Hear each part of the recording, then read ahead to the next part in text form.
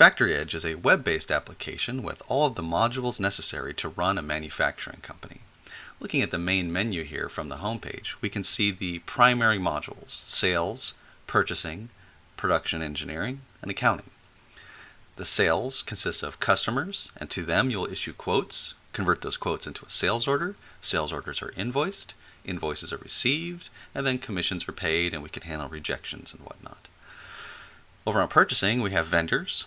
To vendors, you might issue a request for a quote, which can be converted into a purchase order. Purchase orders are received, bills are created, and then payments are issued.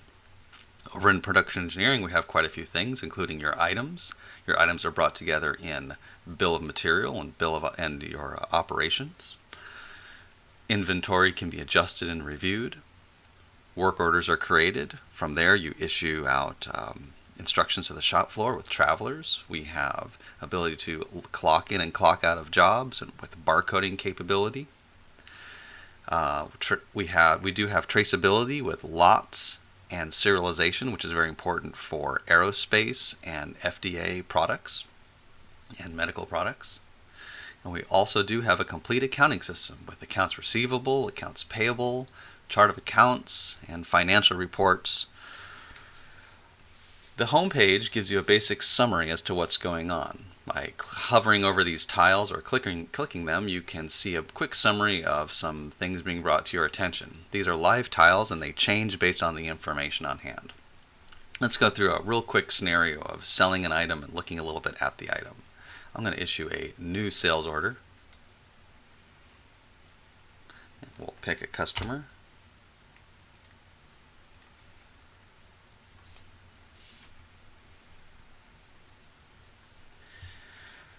To that customer, I'm going to purchase the item 133SP. Let's buy 5 of them. Excuse me, sell. Let's sell 5 of them. Okay, so we have 5 to sell.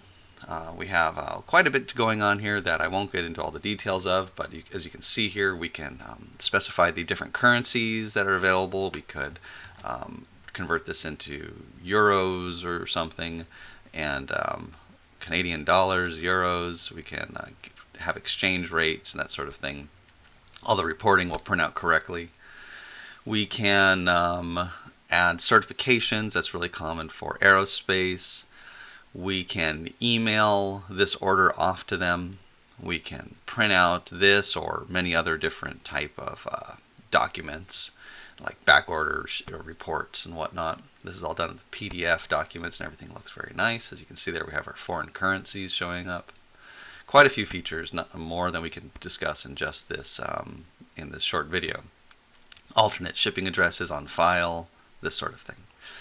Down here we have just the basics, the items, some notes, how many they ordered, the unit price, a discount percentage, the current, extended, the date to ship and the date due, so you can keep track if you're shipping things out on time. The work order quantity: if this item was make to order, a work order would have been created automatically to issue to the shop floor, but right now it looks like it's just going to come out of inventory. Let's look at some reporting. If I go over to sales order detail, let's just quickly search for all work orders in the past few days. We're going to find a couple. I've sold many of these 1-3 SPs.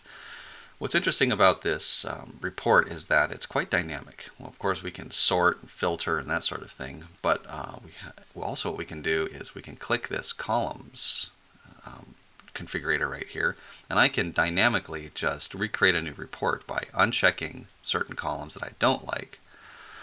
Down here we have some hidden columns. I'm going to bring in cost per unit, profit, and margin. We can see right here that we're selling this 133 SP at a 39% margin right now. It's $6 profit on this order. I'm not going to get rich on that, but so a lot of the reports have hidden columns that you can show or hide. Then I can export this to Excel with just the columns shown right now, or I can export it with all of the columns possible so they can run further analysis on it. So if we look at item 133 SP, let's play with it a little bit. So in regards to costing, how do we know how much that item costs? Well, I see that it has bill of material. it's a made item. This is the bill of material. It takes 4 different items in various quantities. Those have certain costs, so we know we have a material cost. If we go back, we also can see that it has operations. How many operations? It has 1. This is the operation. It's an inside operation. It takes place inside the factory. It's not an outside operation. We don't purchase it. We don't send it out to get anodized or something. And it takes place at a certain work center, and that work center has certain costs. So we bring that all together into what we call a bill of manufacture. This is the list down here. This is a graph showing you a visual representation, kind of like a pie chart of all your costs. And since the material cost is so high, it's just showing you most of this is material cost. So each is $25, material cost is $24, and labor cost is only 28 cents.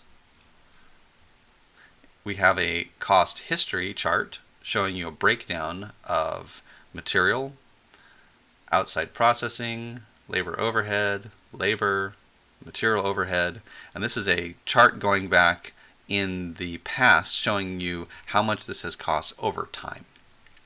And this is the chart of actual data coming out of the system. That's the basics of the system. So we created a sales order, and we looked into some items, and we looked into how those items are brought together in the system with a bill of material, and looked at some of the costing and profit information. Of course, we could just issue a purchase order, receive the purchase order. We can receive partials. We can ship partials. All of this is tied into the accounting system to give you an idea of your accounts receivable, your accounts payable, and your financials, such as your income statements. Actually, let's briefly look at the financials. And these are all the financial reports, balance sheets, income statements, trial balance, general ledgers, sales breakdowns, inventory evaluation, cash flow statements. So it's a pretty robust system with security, the ability to set up all of your and configure all of your costing in your work centers, the ability to barcode and log in your times and to track real costs against items and jobs. And that is a basic introduction to the system.